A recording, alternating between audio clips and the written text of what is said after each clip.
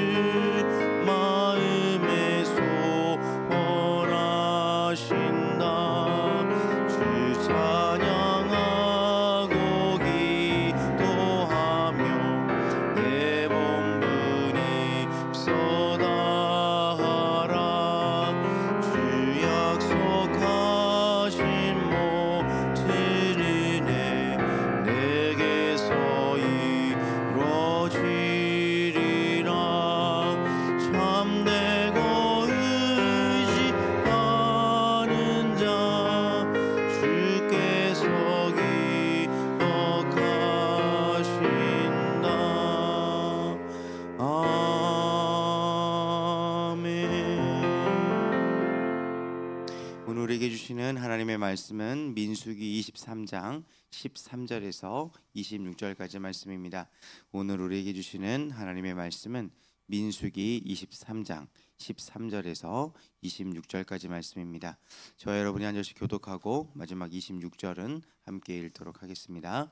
발락이 말하되 나와 함께 그들을 달리 볼 곳으로 가자. 거기서는 그들을 다 보지 못하고 그들의 끝만 보리니 거기서 나를 위하여 그들을 저주하라 하고 소빔들로 인도하여 비스가 꼭대기에 이르러 7 제단을 쌓고 각 제단에 수송아지와 순양을 드리니 발람이 발락에게 이르되 내가 저기서 여호와를 만나 뵐 동안에 여기 당신의 번제물 곁에 서소서 하니라.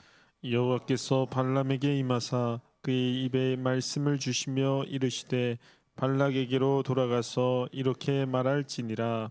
발람이 가서 본즉 발락이 번제물 곁에 섰고 모압 고관들이 함께 있더라. 발락이 발람에게 이르되 여호와께서 무슨 말씀을 하시더냐. 발람이 예언하여 이르기를 발락이여 일어나 들을지어다. 십볼의 아들이여 내게 자세히 들으라. 하나님은 사람이 아니시니 거짓말을 하지 않으시고 인생이 아니시니 후회가 없으시도다. 어찌 그 말씀하신 바를 행하지 않으시며 하신 말씀을 실행하지 않으시랴. 내가 축복할 것을 받았으니 그가 주신 복을 내가 돌이키지 않으리라. 야곱의 허물을 보지 아니하시며 이스라엘의 반역을 보지 아니하시는도다. 여호와 그들의 하나님이 그들과 함께 계시니 왕을 부르는 소리가 그 중에 있도다. 하나님이 그들을 애굽에서 인도하여 내셨으니 그의 힘이 들소와 같도다. 야곱을 해할 점술이 없고 이스라엘을 해할 복술이 없도다. 이때의 야곱과 이스라엘에 대하여 논할진대 하나님께서 행하신 일이 어찌 그리 크냐 하리로다. 이 백성이 암사자같이 일어나고 수사자같이 일어나서 움킨 것을 먹으며 죽인 피를 마시기 전에는 눕지 아니하리로다 하매 발락이 발람에게 이르되 그들을 저주하지도 말고 축복하지도 말라. 함께 읽겠습니다.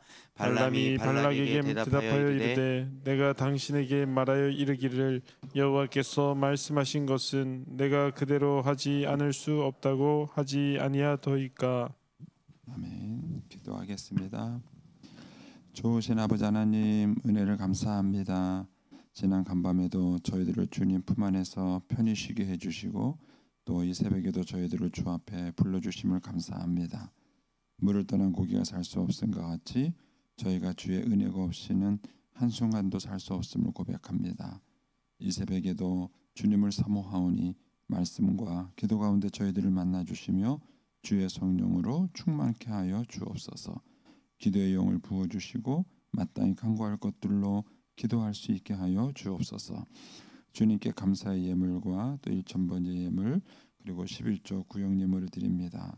믿음으로 순종으로 감사로 드리는 예물을 주님께서 기뻐 받아주시고 약속하신 하늘의 복과 땅의 복으로 충만하게 채워 주옵소서. 주의 은혜로 종의 가정들을 형통케 해주시며 그 자녀들을 축복하여 주옵소서. 예수님의 이름으로 축복하며 기도하옵나이다. 아멘. 이 새벽에도 주의 은혜와 축복이 함께 하시기를 축원합니다. 오늘 말씀에는 이제 발락이 이제 두 번째로 이스라엘 백성을 저주하려는 시도가 나옵니다. 그러니까 이제 모두 세 번 시도를 하거든요. 그러니까 어제 시도를 했다가 오히려 축복을 하게 됐고 오늘 두 번째 시도를 하고 또 내일 보면 또 이제 세 번째 시도를 합니다. 그 세 번째 시도가 다 실패를 해요. 근데 그럼에도 불구하고 발락은 어떻게든지 간에 이 발람을 통해서 이스라엘 백성들을 저주하려고 하는 것이죠. 자, 13절 말씀 보겠습니다. 거기 보면은 발락이 말하되 나와 함께 그들을 달리 볼 곳으로 가자. 거기서는 그들을 다 보지 못하고 그들의 끝만 보리니 거기서 나를 위하여 그들을 저주하라고 그랬습니다. 우리가 어제 봤던 그 22장 41절을 한번 보실래요? 22장 41절에 보면은 거기서는 발락이 처음 발람을 데려간 장소가 어디냐면 끝부분에 보면은 발람이 거기서 이스라엘 백성의 진 끝까지 보니라. 그러니까는 첫 번째 데려간 장소는 이스라엘 백성들을 전체적으로 다 볼 수 있는 장소였어요. 근데 이제 거기서 축복을 한 겁니다. 그러니까 이제 발락의 생각에는 아마 이스라엘 백성들이 너무 웅장한 걸 한꺼번에 보니까 이 발람이 기가 죽어서 그런가 이렇게 생각을 한 것 같아요. 그래가지고 오늘 13절에 보면은 어디로 데려갔냐면은 그들의 끝만 보는 곳으로 데려갔어요. 이스라엘 백성들을 다 보는 것이 아니라 끄트머리만 볼 수 있는 그 장소로 옮긴 겁니다. 그래서 이스라엘 백성들을 끄트머리만 보면 좀 약해 보이니까 그러면 이제 기죽지 않고 저주를 할 수 있지 않을까. 아마 이제 이런 생각으로 장소를 옮긴 것 같아요. 그래서 옮겨서 이제 여기서 이제 우리를 여기서 저주를 해달라라고 얘기를 하죠. 그래서 거기가 어디냐면은 14절에 가면은 소빔들로 인도하여 비스가 꼭대기에 이르러 그랬습니다. 이 비스가 산 있는 데 가가지고 이제 이스라엘 백성들을 보여주고 여기서 이제 저주를 하게 해달라 이렇게 얘기를 한 겁니다. 그런데 이제 결과는 반대로 또 나온 거예요. 거기 18절부터가 이제 발람이 예언한 얘기가 나오는데 그 18절부터 24절에 가면은 오히려 발람이 이스라엘 백성들을 또 축복하는 것입니다. 축복하니까 이제 25절에 이제 발락이 발람한테 그래요. 그러면 저주도 하지 말고 축복도 하지 마라. 저주해달라고 열심히 데려와서 했는데도 계속 축복을 하니까 저주도 하고 축복도 하지 마라 이렇게 얘기를 해요. 그러니까 26절에 발람이 발락에게 이르되 내가 당신에게 말하지 않았냐 여호와께서 말씀하신 것을 내가 그대로 하지 않을 수 없다고 내가 당신에게 여러 번 얘기하지 않았냐 이렇게 얘기를 해서 이제 두 번째 저주를 시도했던 사건이 이렇게 끝나게 되는 것입니다. 여기서 이제 또 우리가 이제 발락과 발람의 모습을 묵상합니다. 어제 말씀을 드린 것처럼 이 발락과 발람의 모습은 우리의 모습이에요. 그리고 지금 이스라엘 백성들의 모습이고, 이것 때문에 이들이 가나안 땅에 들어가지 못한 것이고, 오늘도 마찬가지입니다. 이 발락과 발람의 모습이 여전히 우리 안에 있고, 이제 이것 때문에 여전히 오늘도 우리가 신앙에 실패를 하는 것입니다. 그럼 이제 이 두 번째 저주 사건에 나타난 발락의 모습이 어떤 모습이냐라는 것은요, 이 발락이 첫 번째 하나님의 뜻이 이제 이스라엘을 저주하는 게 아니다라는 생각을 들었잖아요. 그렇게 하나님의 뜻을 명백하게 들었는데도 불구하고 여전히 자기 생각을 바꾸지 않는 거예요. 여기서 우리가 고민해 보는 것이 그겁니다. 내 생각과 하나님의 생각이 다를 때 내가 어떻게 반응하느냐. 어제 제가 이 질문을 드렸죠. 내 생각과 하나님의 생각이 다를 때 어떻게 하느냐. 근데 발락은 어떤 사람이냐면은 하나님의 생각을 고치려고 하는 사람. 하나님의 생각을 고치려는 사람이 이 발락의 모습인 거예요. 그런데 여기 보면은 두 번째 이 저주에서 나타나는 발락의 모습은 뭐냐면 타협을 통해서라도 여전히 자기 생각을 고집하는 거예요. 장소를 바꿔서라도 자기 생각대로 밀고 나가는 거예요. 그래서 어떻게든지 간에 이스라엘 백성들을 저주하고 싶은 것입니다. 근데 이게 인간의 본성이에요. 제가 이제 이 말씀을 묵상하면서 이제 우리 손녀 생각이 났어요. 요새 이제 손녀들이 노는 거, 그 다음에 뭐 애들이 간식 좋아하잖아요. 밥을 잘 안 먹는 거예요. 그러니까 이제 엄마 아빠하고 매일 이제 이거 갖고 싸워요. 밥을. 그러니까 이제 딱 단호하게 말합니다. 먹기 전에는 못 놀아. 밥 먹고 놀아야 돼. 또 뭐 이거 먹기 전에는 간식 안 돼. 이거 다 먹어야 간식 줄 거야. 그러면은 이제 막 처음에 막 울고 뗐어요. 그래도 엄마가 단호하게 말하면 이제 안 되겠다 싶으면 그 다음에는 내 하고 먹는 게 아니에요. 몇 숟갈 먹어야 돼. 이게 이제 타협을 하는 거예요. 몇 숟갈 먹어야 돼. 이렇게 타협을 해요. 그리고 이제 5숟갈 먹어야 돼. 그러면요 밥을 요만큼 더 먹어. 이게 그러면 이제 엄마가 안 돼 하고 막 어서 이렇게 줘요.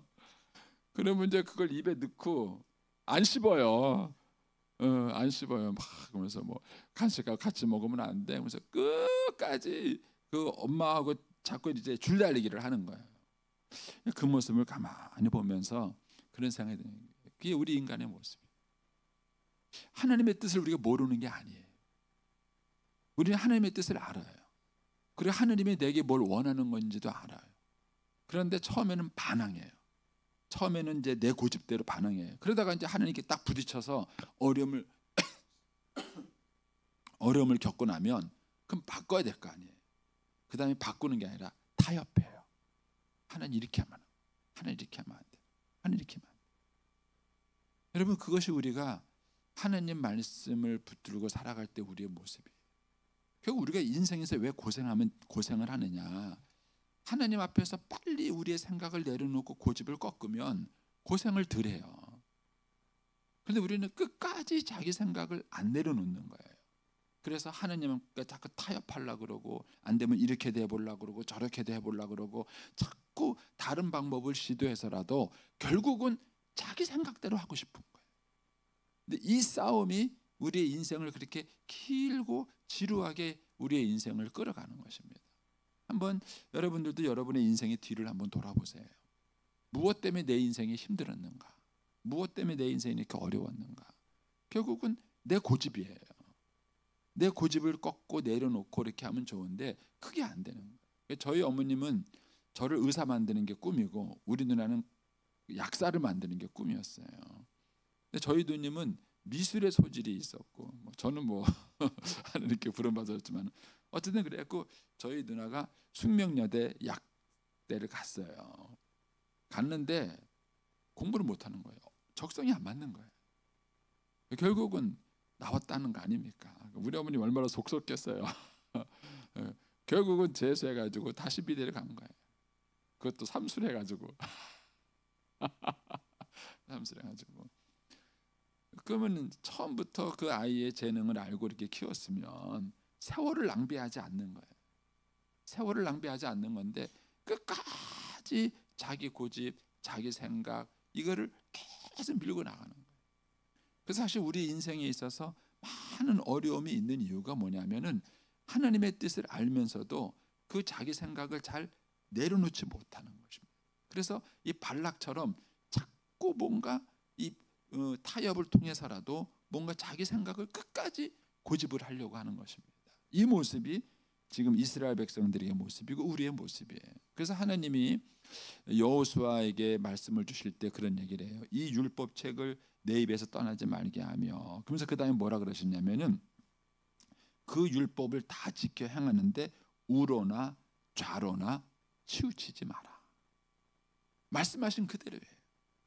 근데 우리는 자꾸 타협을 한 거예요. 5번만, 4번만.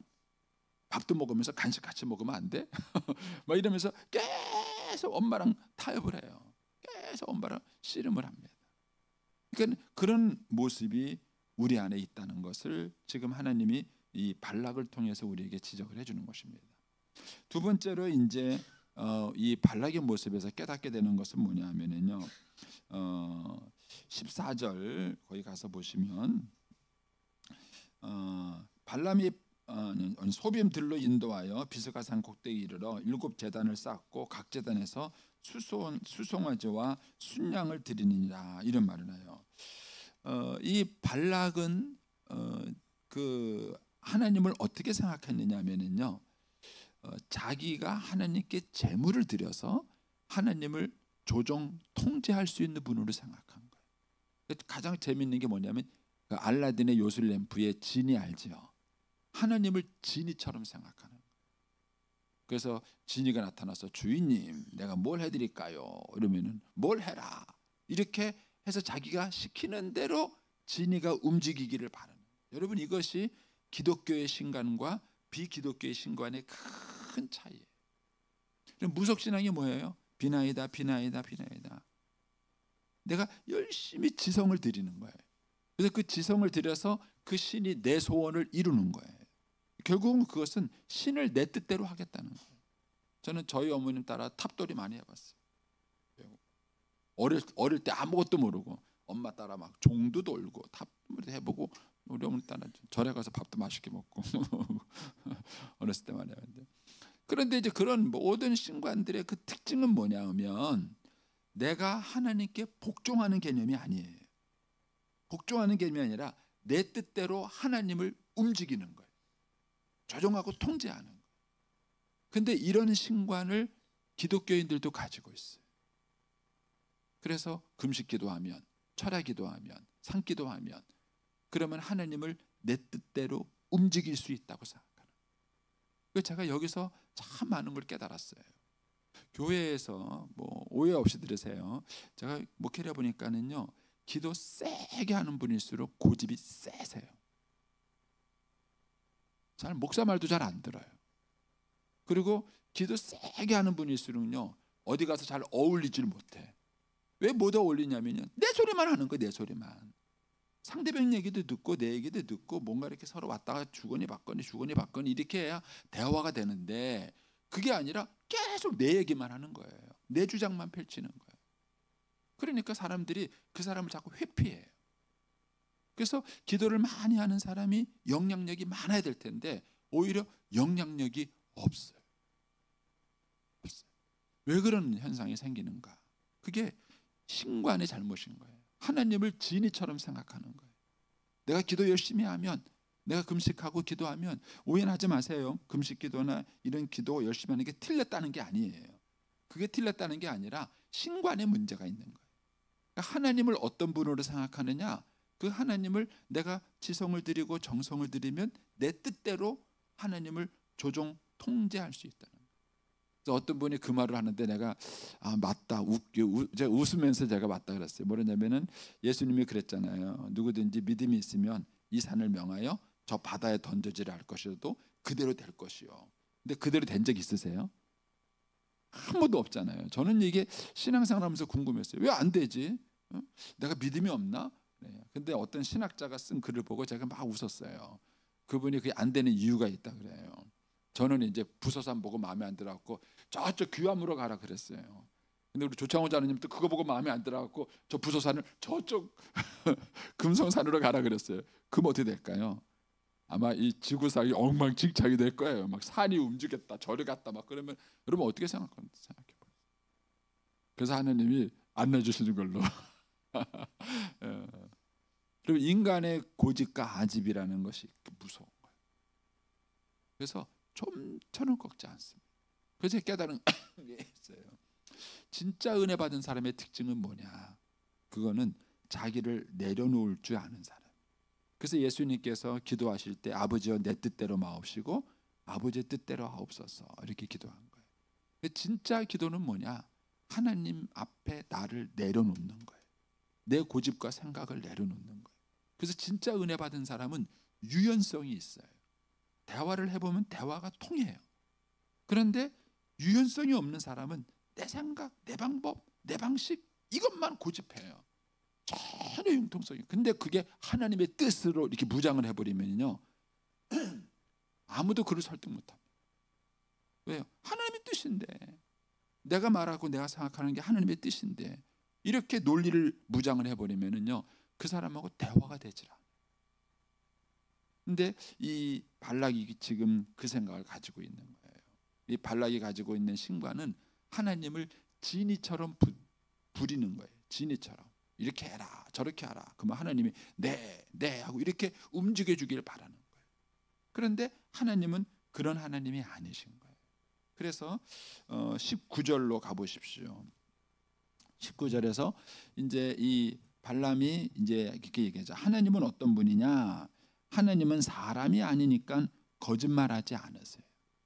또 하나님은 인생이 아니시니까 후회가 없으세요. 무슨 뜻이에요?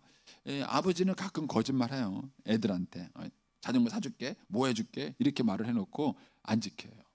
또 어떤 때는요, 후회가 있다는 얘기는 뭐냐면 약속은 지키고 싶은데 능력이 안 되는 거예요. 이렇게 해줄게 해놓고 난 다음에 능력이 안 되니까 후회하세요. 아유 괜히 큰 소리 쳤다. 이게 인생인 거예요. 근데 하나님은 인생이 아니라는 거예요. 거짓말도 없고 후회가 없으시다는 거예요. 그래서 하신 말씀을 반드시 행하시는 분이에요. 한번 언약하신 것을 반드시 실행하시는 분이라는 거예요. 그러니까 이 얘기를 지금 발락한테 하고 있는 거예요. 이게 무슨 뜻이에요? 너 네 생각으로 하나님 못 바꿔. 하나님이 약속하신 거 반드시 이루시는 거야. 그럼 네가 순종을 해야지. 그걸 왜 자꾸 하나님을 바꾸려고 하느냐? 이렇게 지금 얘기를 해주는 것입니다. 그런데 발락이 그 생각을 못 바꾸는 것이죠.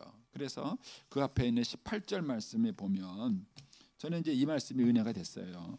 발람이 예언하여 이르기를 발락이여 일어나. 그러면서 뭐라고 말합니까? 들을지어다.